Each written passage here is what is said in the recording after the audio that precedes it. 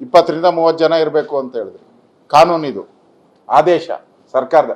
ಅದನ್ನು ಗಾಳಿಗೆ ತೂರಿದ್ರಲ್ಲ, ಈ ಸರ್ಕಾರದ ಆದೇಶನೇ ನೀವು ಗಾಳಿಗೆ ತೂರಿದ್ರಲ್ಲ, ಇದನ್ನು ಹರಿದು ಬಿಸಾಕ್ಬಿಟ್ರಿ. ಹಿಂಗೆಲ್ಲ ಗಾಳಿಗೆ ತೂರಿ ತೂರಿ ತೂರಿ ಕಾರ್ಯಕ್ರಮ ಮಾಡಿ 11 ಜನ ಅಮಾಯಕರ ಜೀವವನ್ನು ಬಲಿ ತೆಗೆದುಕೊಂಡ್ರಲ್ಲ. ತೆಗೆದುಕೊಂಡವರು ನೀವು, ಸಸ್ಪೆಂಡ್ ಮಾಡಿದವರು ಪೊಲೀಸ್ ಅಧಿಕಾರಿಗಳು. ಯಾವುದೋ ವಿಜುವಲ್ ಹಾಕಿದ್ರು, ಒಂದು ಫೋಟೋ ಸೋಷಿಯಲ್ ಮೀಡಿಯಾದಲ್ಲಿ.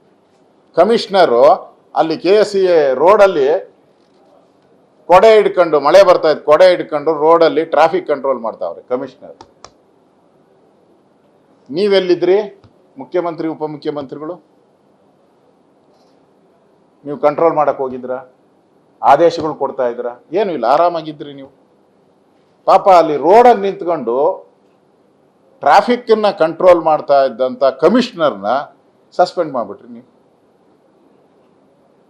ಈ ಕಾರ್ಯಕ್ರಮ ಮಾಡೋದು ಬೇಡ, ಅನಾಹುತ ಆಗುತ್ತೆ ಗ್ಯಾರಂಟಿ. ನಿಮ್ಮ 5 ಗ್ಯಾರಂಟಿ ತರ ಬೋಗಸ್ ಗ್ಯಾರಂಟಿ ಅಲ್ಲ. ಕಾರ್ಯಕ್ರಮ ಮಾಡೋದು ಬೇಡ ಅಂತ ಹೇಳಿದ್ರಲ್ಲ, ಆ DCPನ ಸಸ್ಪೆಂಡ್ ಮಾಡಿದ್ರಿ. ಅವನು ಯಾರೋ ಯಕಶ್ಚಿತ ಸ್ಟೇಷನ್ ಇನ್ಸ್ಪೆಕ್ಟರ್ನ ಸಸ್ಪೆಂಡ್ ಮಾಡಿಬಿಟ್ಟಿದ್ರು. ಸ್ಟೇಷನ್ ಕಾನ್ಸ್ಟೇಬಲ್ನ ಬಂದು ಬಿಟ್ಟವ್ರಲ್ಲಿ. ಗನ್ ಹಿಡ್ಕೊಂಡು ಕಾಯ್ತಾ ಇದ್ನಲ್ಲ ಕಬ್ಬನ್ ಪಾರ್ಕಲ್ಲಿ, ಅವನು ಕೇಳಿದೆ ನಾನು, ಏನೇ ಅಂತ. ಇಲ್ಲಣ್ಣ ನಾನು ಕಾಣಿಸಿಲ್ಲಣ್ಣೋ, ಅದಕ್ಕೆ ಬಿಟ್ಬಿಟ್ಟವ್ರು ನನ್ನ ಅಂತ. ನಾನು ಇನ್ಸ್ಪೆಕ್ಟ್ರಿಗೆ ಫೋನ್ ಮಾಡಿದ್ದೆ, ಯಾರ್ಯಾರನ್ನ ಅರೆಸ್ಟ್ ಮಾಡ್ತಾ ಇದ್ದೀಯಪ್ಪ ಅಂತ. ಆದ ಇನ್ಸಿಡೆಂಟ್ ಆದ ದಿನ ನಾನು ಇನ್ಸ್ಪೆಕ್ಟ್ರಿಗೆ ಫೋನ್ ಮಾಡಿದೆ. ಯಾರಿಗೆ? Cubbon park ಇನ್ಸ್ಪೆಕ್ಟ್ರಿಗೆ. ಯಾರ್ಯಾರನ್ನ ಮಾಡ್ತಾ ಇದೀಯಾ ಅಂತ ಸ್ವಲ್ಪ ನಾನು ಗದರಿಸಿ ಅವ್ರನ್ನ ಕೇಳಿದೆ. ಈ ಇನ್ಸಿಡೆಂಟ್ಗೆ 11 ಜನ ಸರ್. ಅವನು ಹೇಳ್ದ, ನಾನೇ ಸಸ್ಪೆಂಡ್ ಆಗ್ಬಿಟ್ಟಿದ್ದೀನಿ ಸರ್ ಅಂತಂದ.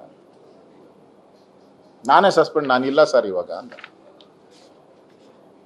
ಯಾವ ಸ್ಥಿತಿ ಬಂದಿದೆ ಇವತ್ತು.